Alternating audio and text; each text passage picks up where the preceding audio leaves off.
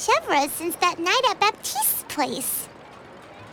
Well, guess there's no point in worrying about it now. Let's go join up with the others.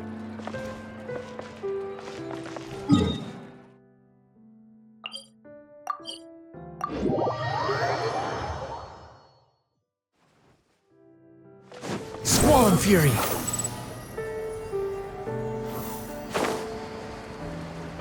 Yeah!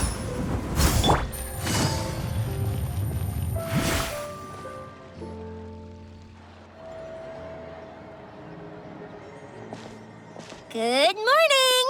Ayaka and I were just talking about you. Is Chevreuse still not joining us today? Probably not. We haven't seen her either. Huh? That's such a pity. Director Furina said that we've only got a few small scenes left before wrapping up the entire thing. She even said that she'll get me into a couple scenes, so everyone will have a chance to shine in front of the camera. We were also planning on having a victory feast once we're all finished filming. You can join us, right? If only Chevreuse was here. I still haven't taken a photo with her. I'm afraid that can't be helped. Those special patrol folks are like phantoms when they've got a case on their hands. But to be honest, I'm even more concerned by what I read in the Steambird earlier this morning. It said that the killer in the murder case was none other than the author of the Two Musketeers. Oh yeah, I heard about that too. He came forward and confessed his crimes, but gave no explanation as to why he pulled the trigger. We didn't know about this case at all when we joined the film. Is it going to affect the reception of our work? From a pure publicity standpoint, this will draw a lot more attention to our film. I have to say, though, that no director can be perfectly comfortable with garnering attention through means other than artistic skill. To be fair, I feel like that ship sailed the moment you allowed yourself to be named as the director on our posters. It's not my fault that I'm super popular. What was that saying again? My popularity has, Sunk to an all-time low? spread to the four corners of Tibet.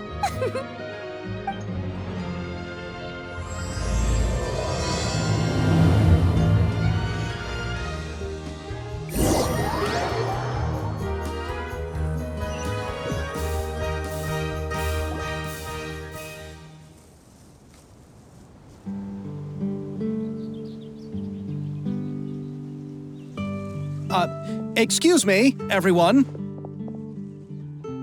Xavier! Feels like it's been ages since we last saw you. I've been talking nonstop with the Film Association, and I'm absolutely swamped trying to coordinate the film's marketing. So forgive me for not being around more often, but please believe me when I say that I will make sure everyone's hard work gets the exposure it deserves.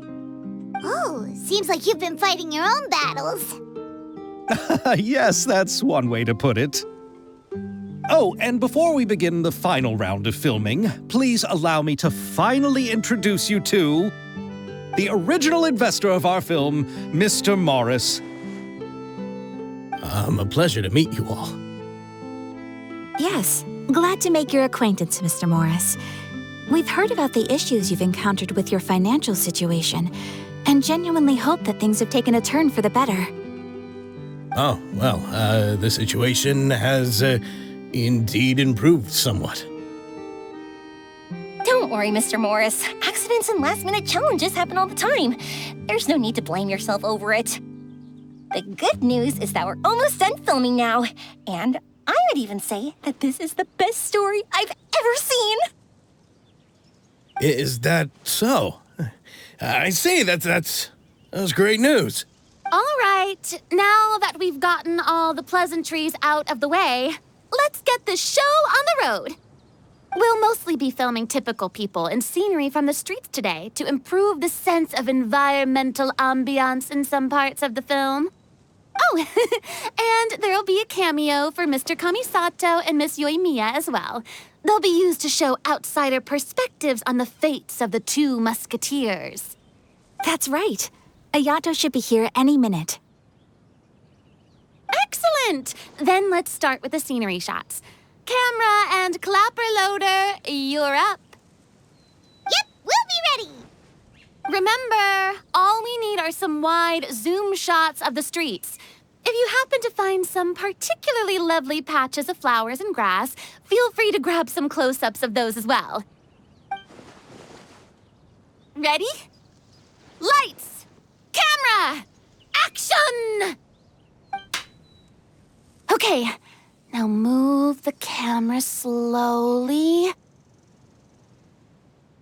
Try to focus on that flower. What's wrong? Just adjust the focal length a bit. Something the matter? Huh? But wasn't it working fine for all the days before? Veronique, can we try a different camera? No problem. How about this one? All right, let's give it another try. Lights! Camera! Action!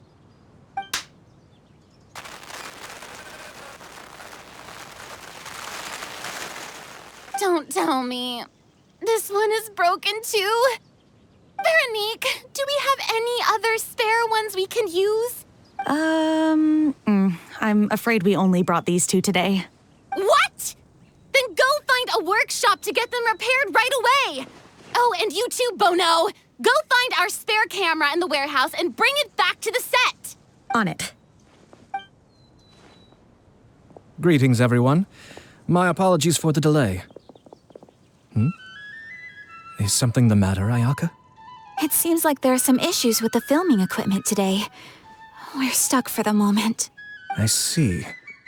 Well, let's not just stand here twiddling our thumbs. Actors, to the makeup booth. We'll start on the next scene as soon as we get a working camera. The people at the workshop told me that the part which holds the lens in place seemed to have fallen off.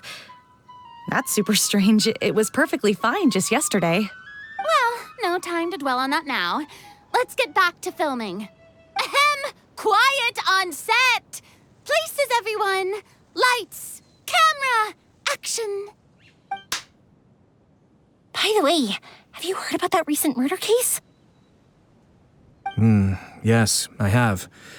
It seems that they've caused quite the commotion in the city. I heard that the chief of the guards is so mad about not catching the culprit that he's about to explode. Oh?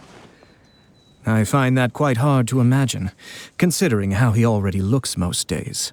Director, we have a problem. Oh, we're in the middle of a take! Couldn't you wait until we wrapped up this scene? No, Director, our film, all the finalized film that we've been keeping in the case has disappeared. Oh, wait, well, what did you say? Mr. Bono, please take me to where the film was kept right away. I'm coming too. No, Yoimiya, you have to stay here. Oh. Okay, listen up. Everyone who's not working on this current scene can go with Bono to look for the film. Everyone else, stay put and wrap up the scene. Unbelievable. How could all these problems happen in just one day?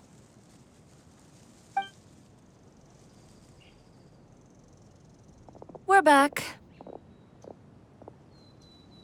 How did it go? Did you find the film? We found it in the sewers. Huh? In the sewers? Is the film still okay? We discovered it just in time, so we should still be able to salvage it. The others are checking now to see if we lost any specific scenes. You scared me for a moment there. I nearly thought we had lost everything. I really don't want to experience that feeling of despair again. Okay, but who could have stolen the film and dumped it there? Could it be, some competitors working on other films? But if they wanted to harass us, why wait until the last day? Okay, we don't have time to really look into it right now. Let's strike while the iron is still hot and wrap this thing up once and for all. Yeah, let's finish it.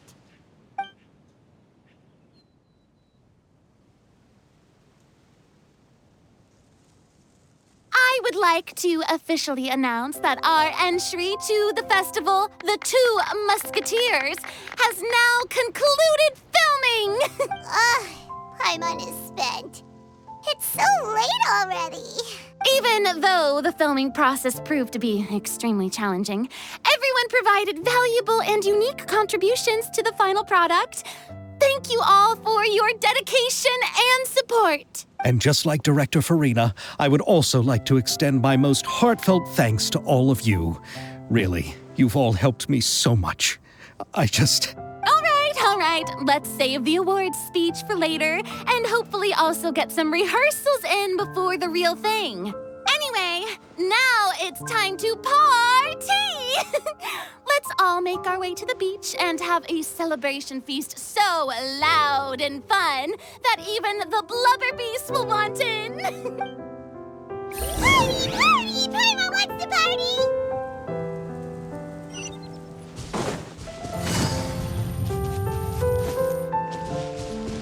Whoa! This place is hopping! Everyone's finally getting to relax after wrapping up the film. Let's go chat with someone! Furina! Oh, my darling clapper loader and camera operator. You've both worked really hard. Paimon thinks you worked even harder than us. Honestly, Paimon was getting a little tired of playing with the clapperboard by the end of it. Worst of all, Paimon started having dreams of you shouting, "Lights, camera, action!" into Paimon's ears. The actual dream can't even start until you've yelled that. Hey, if anything, shouldn't I be more grand and delightful than your dreams? We've been through so much together, and that's how your brain remembers me? That's not Paimon's fault. We've just used the clapperboard too much lately. Anyway, what's most important is that we've wrapped the film. I'm pretty confident that we'll take first prize. Hey, no need to mention the official name. Wait, now that you mention it, if we did win the prize, would Furina just get a statue of herself? Come on, I don't need that kind of attention. Xavier can accept the reward on our behalf. But just imagine! Furina accepting the Furina Award and holding a Furina statue. I'm going back to my dessert now. You all can keep discussing that on your own.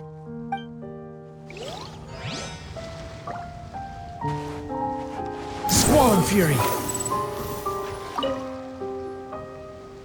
Hey, Ayato! How's your work been going? Everything went rather smoothly. Thank you for your concern. Ayato told me that we've already confirmed the dates for some Inazuma Fontaine cultural exchange events. So the next time we visit, we'll be doing so in our capacities as the representatives of the Yashiro Commission. Oh, that's great! Then maybe Paimon will be able to find Fontaine detective novels in Inazuma from now on. Oh, wait. Wouldn't Yoimiya get upset if that happens? That would be stealing some of her business. You've got a point. She's always complaining that light novels have become bland and too predictable after all. The cultural exchange won't only feature literatures of both nations, of course. We have also made plans for cross-cultural engagements in the fields of gourmet cuisine, toy making, and artisan craftsmanship. Whoa! Paimon's getting super excited now! When the time comes, be sure to visit and participate in all the events.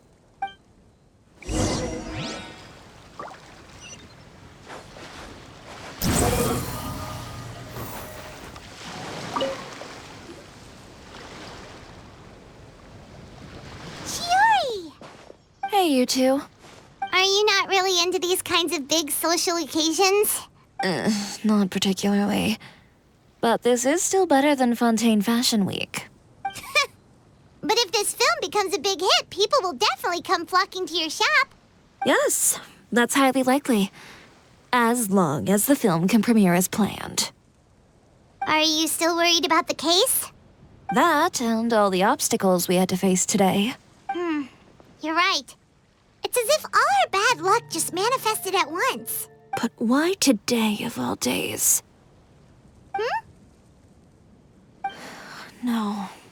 No, it's nothing. We've already delivered the film to the editors, so there should be nothing more to worry about. How are you doing, Mr. Morris? You having a good time? Well, you could say that. Do you happen to know when the party is scheduled to end? Judging by how much fun everyone's having, I'd say probably not until well after midnight. Is there something that you still have to take care of at home, Mr. Morris? Oh, well, I'm just not a late night person, so I might take off shortly. Oh no! Silly me. I almost forgot something super important. Oh, what is it? I prepared a whole batch of fireworks for the party, but I forgot to bring them over from the warehouse. Fireworks, you say? Well, that's truly a pity. Sorry things didn't go as planned. Could you help me carry them over, Mr. Morris? I won't be able to fetch all of them by myself. Me? Are you sure that you can't find anyone else?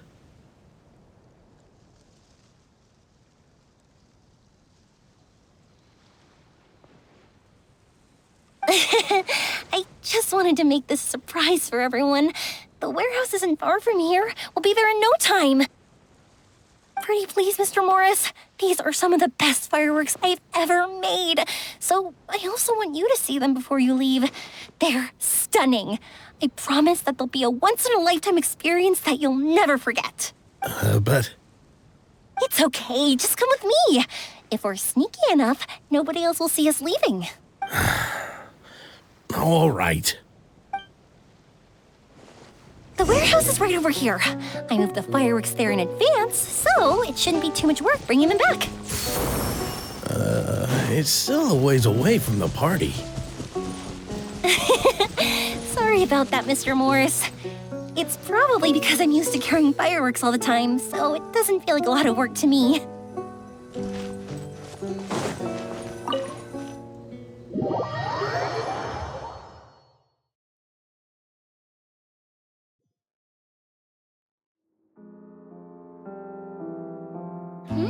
It's dark in here. Wait here, Mr. Morris. I think the light switch should be somewhere over here. Why did I have to get roped into this? What was that?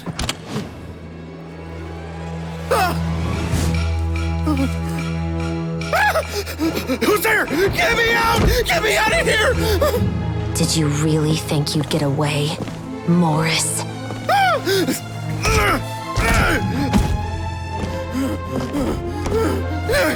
You've got the wrong guy. It wasn't me. I'm not the killer. You know, Eliza died a far more heroic death than this. She fought your assassin to the end to save the children she had hidden beneath the floorboards.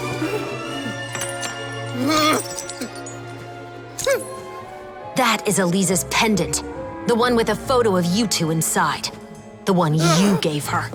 Ring any bells? It's a fake! It has to be! There's no way! No way your assassin didn't destroy it, you mean?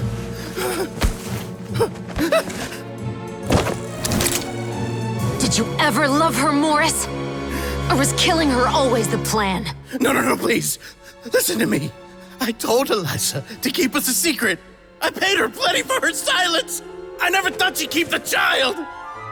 Everything was gonna come out, and I had no choice. She forced my hand. No! I'm begging you. I have money. Just name your price, please. You can keep your Mora, and you can go to hell.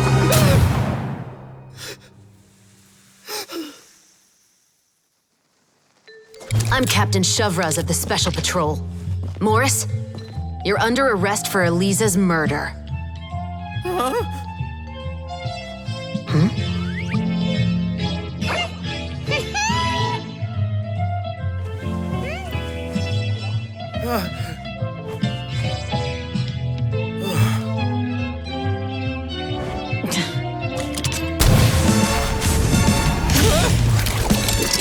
You're under arrest too, prop manager Veronique. Or perhaps I should call you the Second Musketeer.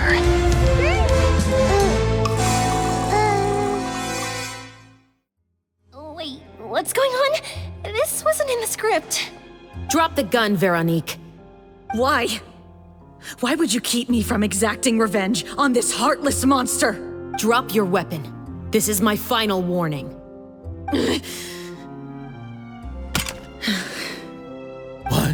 What is going on? Do I have to spell it out for you, Morris? Everything that took place just now was staged to get you to confess the truth. But this last part is all improv, of course.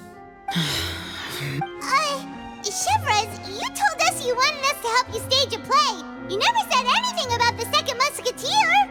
It's because even I had no way to confirm my theory until now. Thank you for your performance, Yoimiya. Could I trouble you to go and bring in the other Special Patrol members? They should be on standby just outside. Oh, and please tell the other cast members not to worry about us. We'll be rejoining them shortly. On it!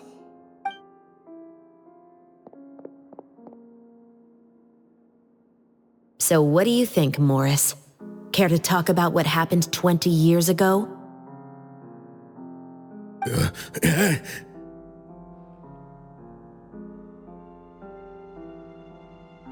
My patience is limited, you know.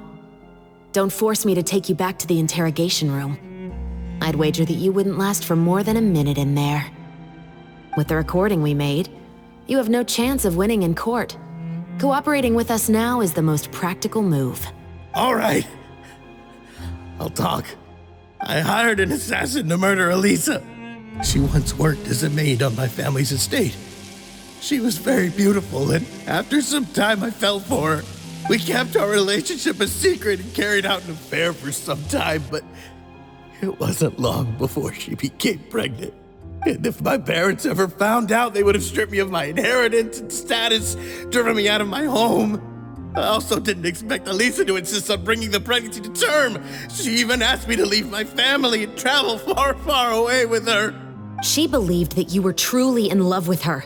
I didn't have a choice. I gave her a large sum of mora, told her to leave the family and to get rid of the baby. But then years later, she sent me a letter. There were photos of 2 children, and she even asked if I could find some time to visit them. Huh? 2 children? Paimon thought Baptiste was the only... you mean... Even if she had the children against your will, you could have just ignored the letter entirely. Why kill her?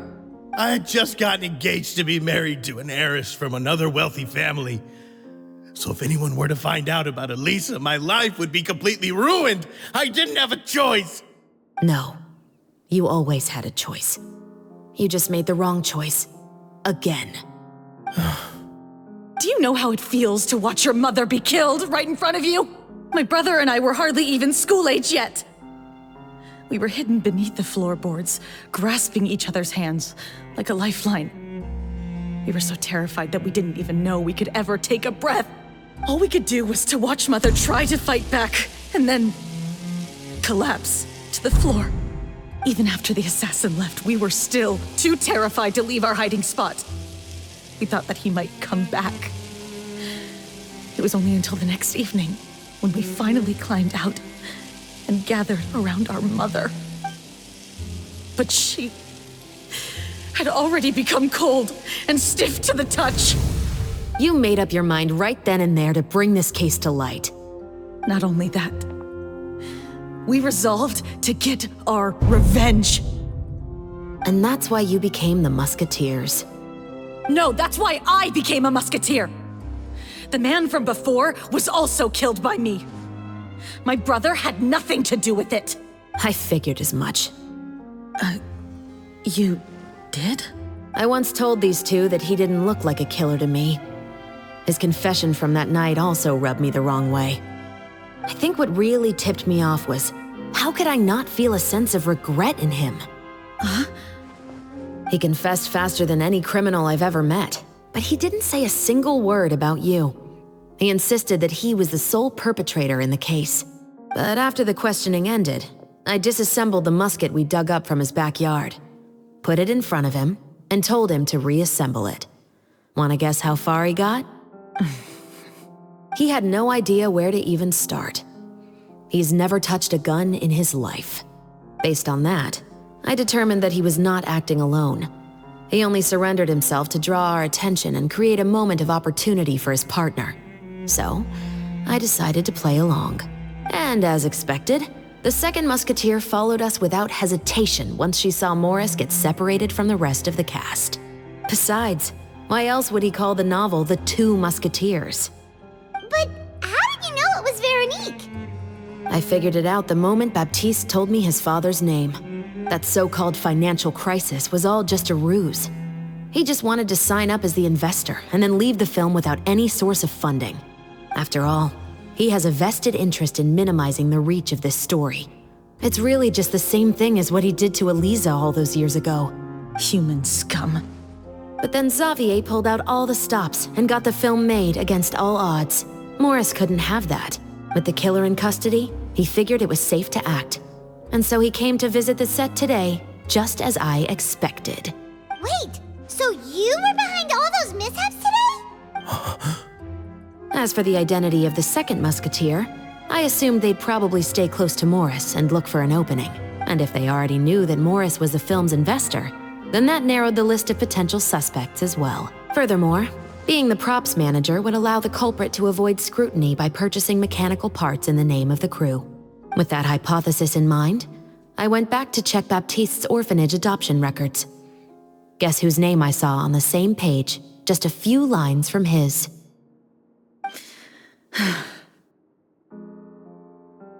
My brother.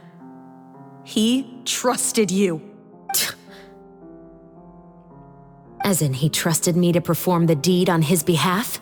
He trusted you to stand on the side of justice. I am. I thought you could do it as well. Oh, the look on your face when you told him to go to hell.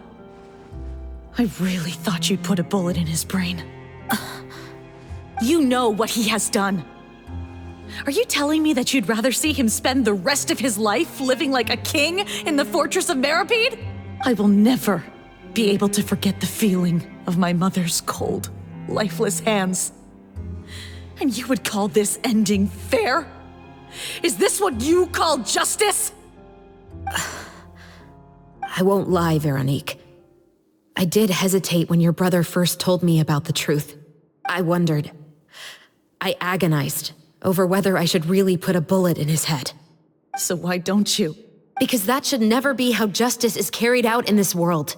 Perhaps, to you, justice is simply reciprocated. An eye for an eye, and a life for a life. But everyone has their own understanding of justice. If everyone were to pursue their own definition of it, there would be no more order in this world. Today, you'll kill Morris. And tomorrow, his children may come for you. The world cannot render judgments based on a desire for revenge. That will only lead to a cycle of revenge, as well as the destruction of order and civilized society. Fontaine is founded on a set of laws and a standardized code of justice. That is why we are the nation of justice. But with all that said, I will promise you this. Morris will not lead a cushy life in the fortress of Meripede. Chevreuse, the rest of the special patrol is here. Thank you so much, Yoimiya. Letelier, Terena, please take them away.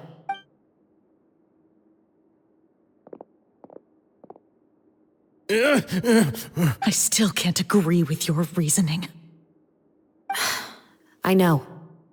Justice has not been delivered. At least, not today. Chevreuse. Let's go. We should give an explanation to the crew. Thank you for your concern. I'm fine. I'm just thinking about the things in life that have driven people to take justice into their own hands.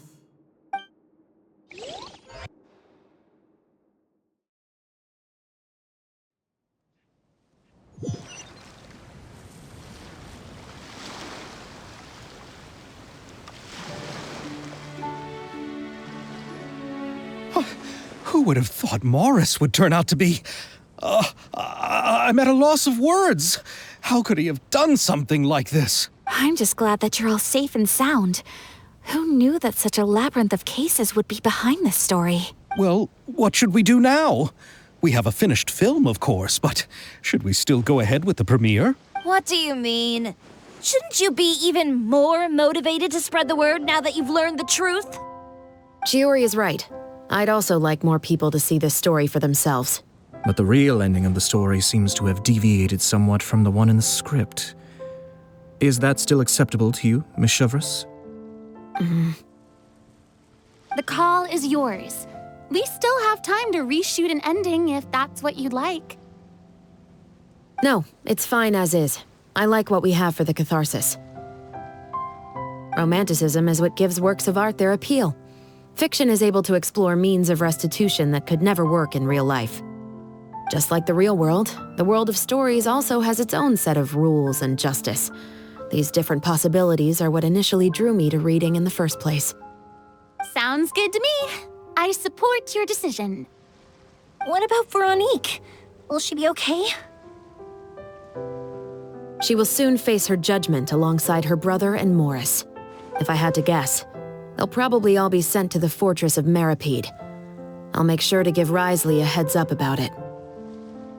Oh, you mean that kind of heads up? Exactly. Ahem. All right, then the matter's settled. Now that everything's been taken care of, there's no reason for us to keep looking all gloomy and grumpy. Let's get back to the feast and enjoy each other's company. We'll be starting the post-production process tomorrow. You should join us, Chevreuse. You missed the first few hours of the party, didn't you? All right. Count me in. Then I'll wait for you over there. There's still some good news that I'd like to share with Chevreuse. Traveler, Paimon, could you wait for me by the sea after the party ends? I'd like to go on a brief walk with the two of you. Thank you very much.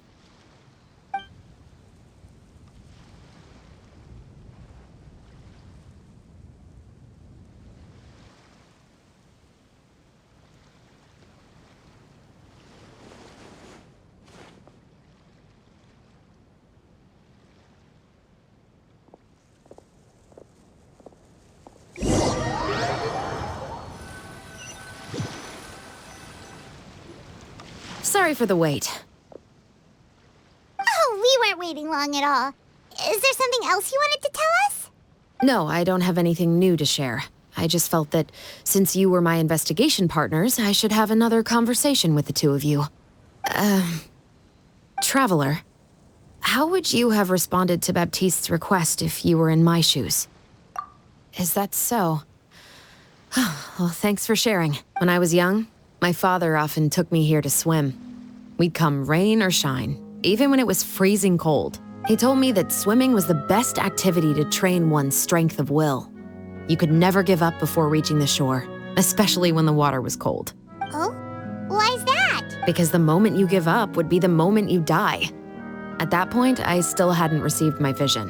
One winter, the chilly wind felt almost like knives on my skin, and the seawater was so frigid that it numbed my toes the moment I stepped in. I cried and begged my father to spare me from having to swim across, but he wouldn't listen. He used to be a member of the Special Patrol as well. You could say it was his way of educating his children. That sounds awful. When he saw that I wouldn't stop crying, he just picked me up and tossed me into the icy water. The bone-chilling cold took away my senses. I couldn't feel anything but fear and rage. I waited for my father to save me, but one look and I knew he'd already started swimming for the opposite shore. I realized that if I were to give up, I really would die right then and there. I used all of my strength to try and catch up to my father. Those few minutes felt longer than my whole life up until that point. I did, however, make it to the other side. I've never felt afraid about anything in my life after that, nor have I ever cried again. That way of teaching would have never worked on Paimon. Yeah, I don't think that was the right method for anyone. It's just that, working now as I am in the pursuit of justice, I still sometimes feel like I've been tossed into that winter sea all over again. The anger and the helplessness. Chevreuse. But the worse I feel, the more I know to never give up. The alternative would be to forever lose myself among the waves. Anyway, how about a race? Neither of us will drown, but we can still see who swims faster. You guys go ahead. Paimon will grab the clapperboard to mark the start of the race.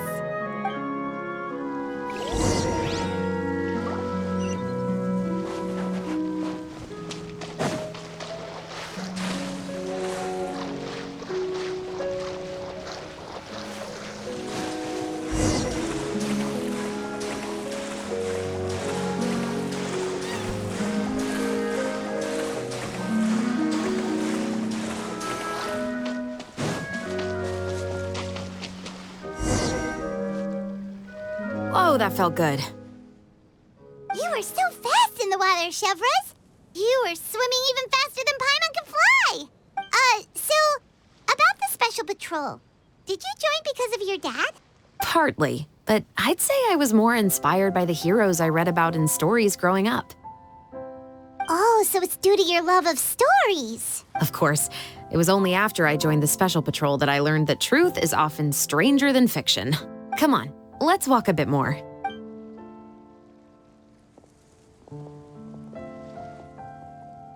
To be honest, I do sometimes question whether the decisions I make are the right ones. But I know that no matter what, I must keep swimming. Because the only thing I've got my eyes on is the shore in the distance.